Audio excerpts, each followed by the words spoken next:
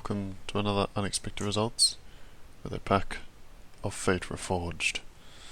I'm pretty sure it's the first pack of Fate Reforged that you've seen me open, unless I managed to fix the video for my pre-release, because something was going weird with my videos, which is why I haven't been uploading in a while.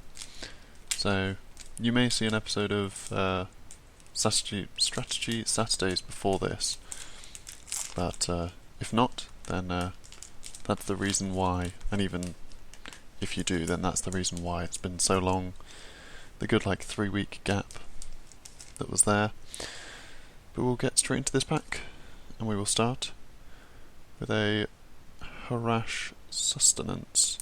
I don't know how well you can see these cards with the new camera angle and the new format that I'm trying, but I'm going to have to tilt them up slightly, like that, so that I can read them, because I'm behind the camera, up here. I'm up here behind the camera, if you can tell where I was pointing then. But yes, so Harass Sustenance is a 1 white-black instant.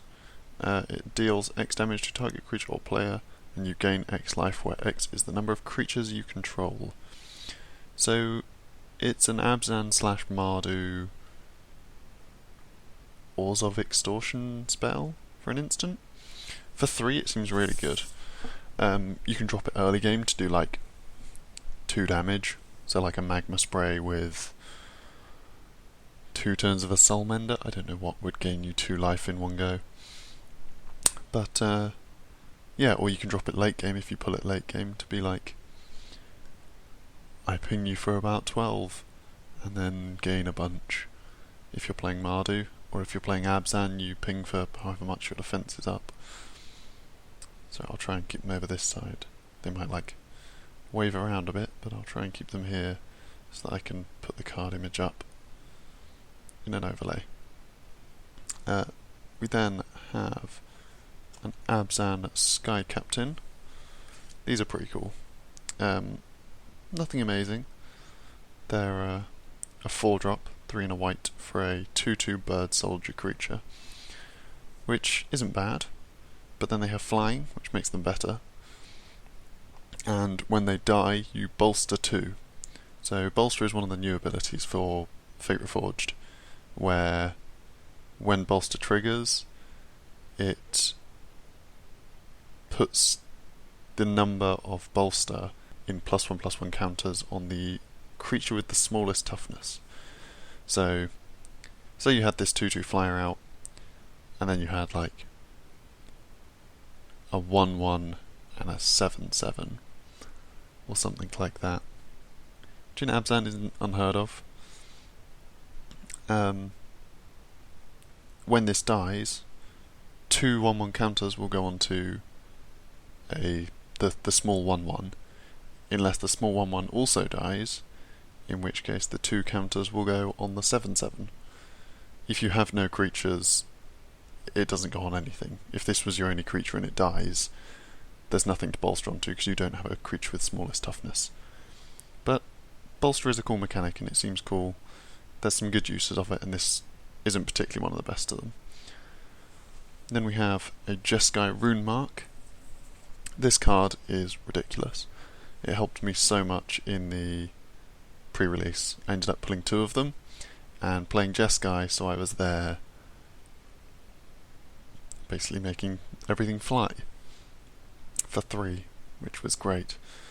So it's all the rune marks, there's a cycle of them, and they are one of the colours from the Khan, so you can see the blue, and then 2, and they are an enchantment aura with enchant creature.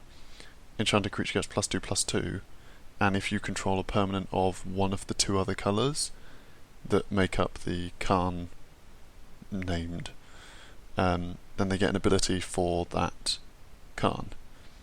So the Jester one is flying, the Mardi one is first strike, the Abzan one is vigilance, the Sultai one is death touch, and the Teema one is trample.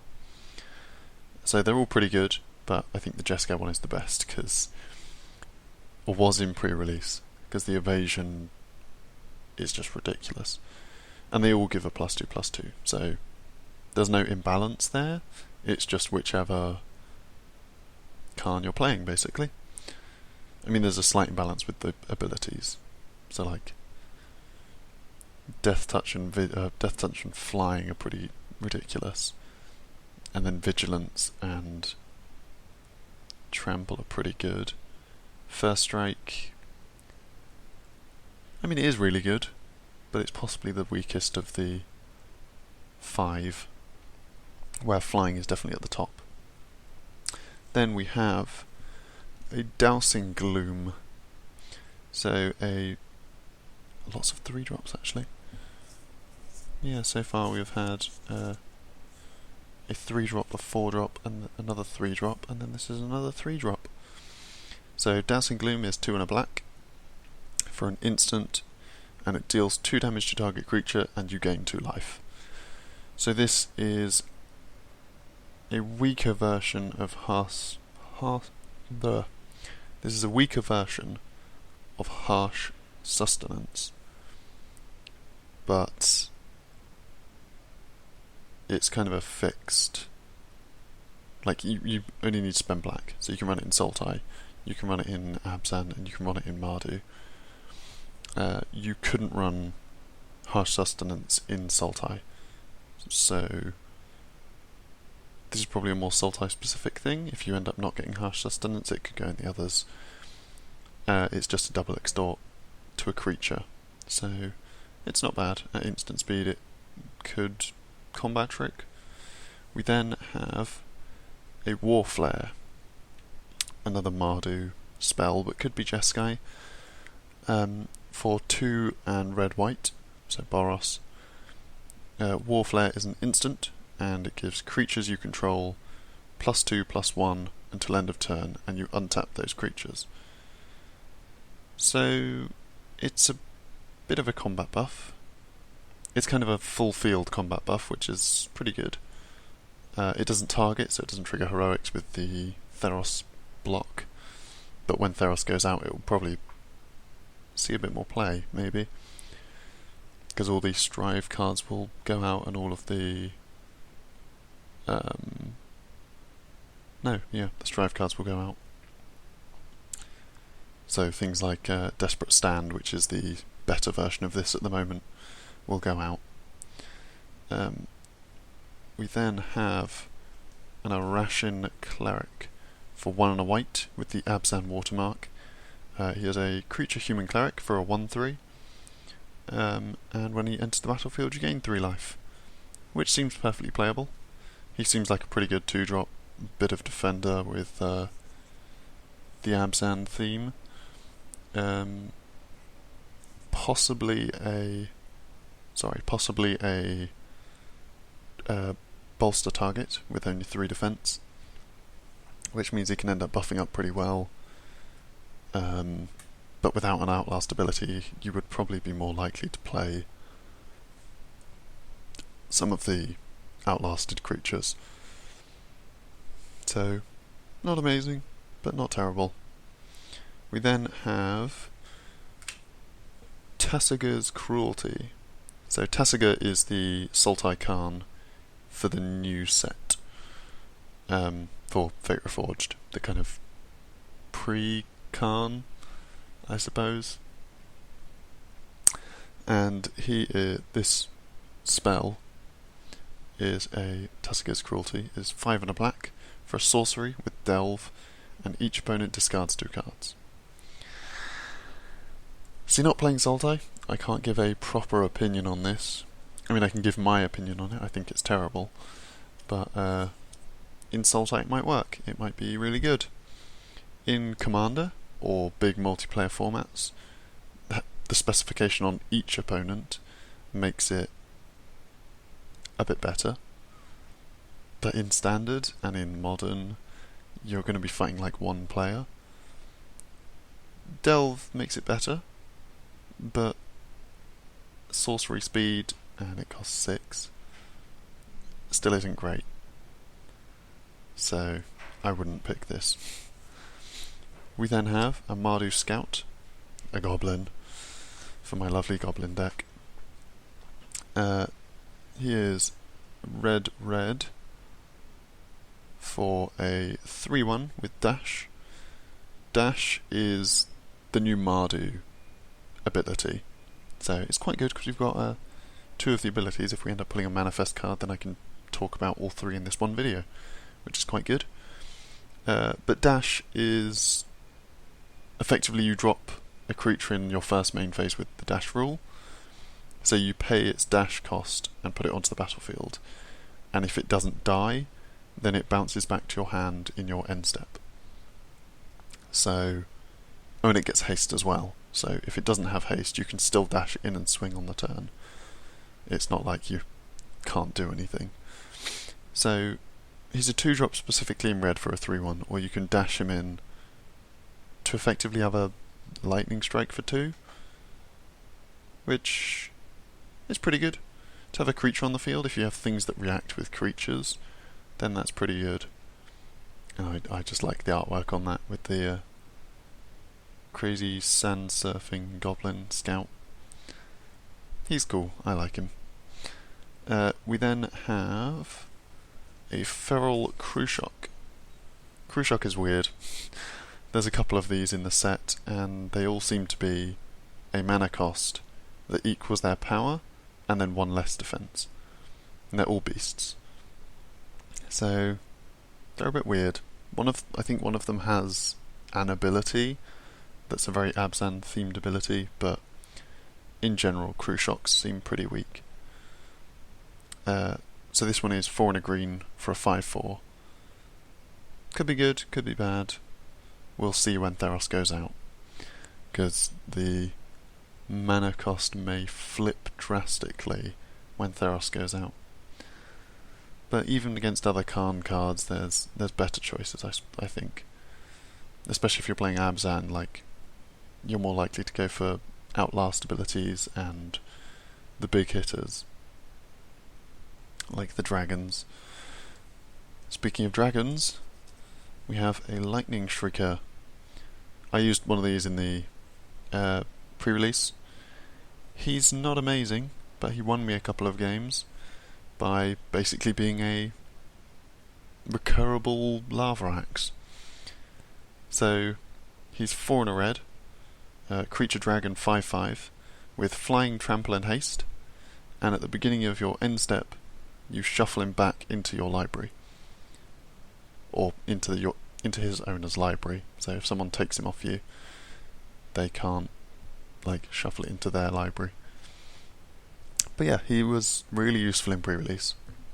He's a dragon, so he fits dragon archetypes. If you're thinking of jumping on the bandwagon and making a 5-colour dragon deck for Dragons of Tarkir, whenever that comes out, which I'm sure everyone will do. But he's really good. He's a recurable lightning axe. He's not the strongest dragon in this set by far. There's the whole rare cycle and the whole uncommon cycle. But even against some of the uncommon dragons, he's pretty good. I think of him more as a sorcery card that recurs possibly, rather than a creature. But it's just a lava axe that you don't target with, because you swing with him, and if they have flyers they can block, if they don't they can't. And if they block, you deal the 5 damage and then trample through, so you might still get killer 2-drop flyer, 2 defense flyer and 3 damage to the player, which is amazing because then he's 2 sorceries in 1. And the recursion is great if you're playing a small deck. In bigger decks, maybe not so much. We then have our first uncommon of a Mardi Shadow Spear. A 1-drop black 1/1 for a human warrior, so fits the Mardi warrior archetype. And when the Shadow Spear attacks, each opponent loses 1 life. So yeah, some life drain on every swing, basically. And you can dash it in for 1 and a black. So if you're trying to make your opponent unsuspecting, you can drop it in with its dash, swing with it, hope it doesn't die, and then bring it back. But I think the majority of the time it will probably just drop in for 1 and then turn 2 swing anyway. We then have our next uncommon, Dark Deal for 2 and a black. There's a lot of black cards in this. I suppose there are a lot of white ones near the beginning, so that's okay. So yeah, Dark Deal is 2 and a black for a sorcery. Each player discards all the cards in his or her hand, then draws that many cards -1. So it's a cycling discard spell, which also triggers your delve. So yeah, if you're playing Sultai, definitely run this, because it gets into your delve ramp. Say your turn 4, you have a green, a black, and 2. You spend 2 and a black to throw your hand. If you pull Hooting Mandrills, you just chuck some stuff from your graveyard and Hooting Mandrills for 1. So 4/4 for 1 on turn 4, after making your opponent discard a card. Seems decent. But, again, I don't play Sultai, so it could be terrible. That works both ways, so it's fine. We then have another 1-drop at uncommon level. It's very odd. Lots of uncommon 1-drops apparently. But this one is the Mardi Woe Reaper for 1 white. It's a 2/1. So it's got more power than the Mardu Shadow Spear. It's also a warrior, so it triggers into warrior combat stuff, so like raider spoils and things. And whenever Mardu Woe Reaper or another warrior enters the battlefield under your control, you may exile target creature from a graveyard. If you do, gain 1 life. So it's anti-Sultai tech to just completely counteract their delving abilities by exiling all their cards before they do. And with the other warriors, this is a warrior trigger. So why not throw 1 in? Or 2? Or just have your whole 1-drop section as 4 Mardu Woe Reapers. Because that would be ridiculous. And then our rare is not a warrior. It's in Sultai as well. Well, Sultai watermarked, it doesn't have to be in Sultai. You could run it in Abzan or Mardu again. It's a Archfiend of Depravity. So 3 black for a creature demon. It's a 5/4 with flying, and at the beginning of each opponent's end step, that player chooses up to 2 creatures that he or she controls, then sacrifices the rest. So it's what's the card? Trying to think of the card's name now.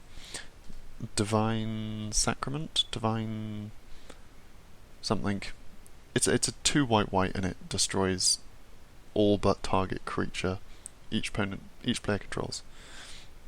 So this is a slightly worse version of that, but it's also a 5/4 creature, which is ridiculous, and it doesn't target you, it just targets opponents. So that's crazy. This is a really good card. That's actually ridiculous. Yeah. Demons.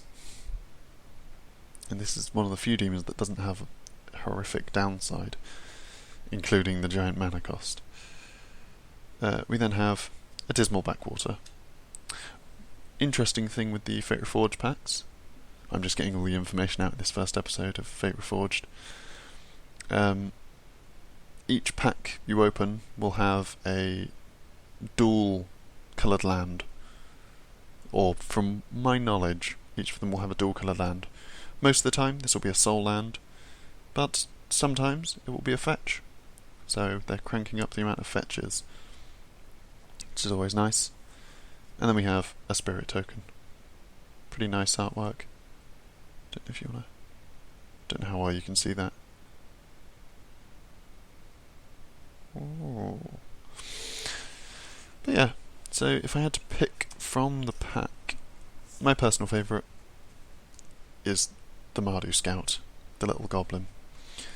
But for usability, I think I'm going to go with the Jester Guy rune mark. It was a toss-up between that and the Mardu Woe Reaper, but Jester Guy rune mark, or the whole rune mark cycle, is just really good. So there you go. Pick of the pack, Jester Guy rune mark. pulled some pretty good stuff in that pack. So thank you for watching, and I will see you next time. Goodbye.